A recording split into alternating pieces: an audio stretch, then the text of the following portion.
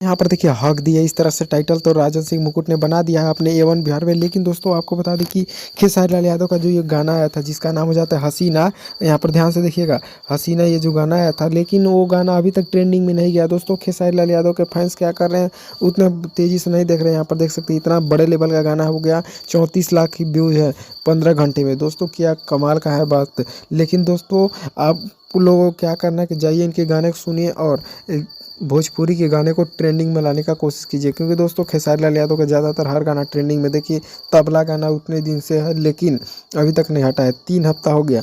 लेकिन दोस्तों इस गाने को आप लोग खूब सारा प्यार दीजिए और ट्रेंडिंग में पहुंचा दीजिए। और दोस्तों भोजपुरी इंडस्ट्री में सबसे बड़े सिंगर का नाम बताइए और ये बताइए कि आप किस एक्टर का रिलाई देखना चाहते हैं, पवन सिंह, खेसारी लाल यादव, किसका रिलाई देखना चाहते हैं।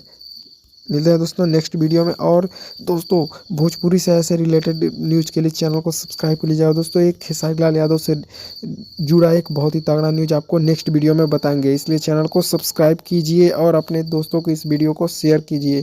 तो राजन सिंह मुकुट को हम कहना चाहते हैं कि कुछ तो शर्म करो, इस तरह से ऐसा थंबनेल ना लगाया करो और जिससे किसी लोगों को हेट ना पहुंचे। दोस्तों कि आप लोग देख सकते हैं राजन सिंह मुकुट किस तरह से थंबनेल बनाया है।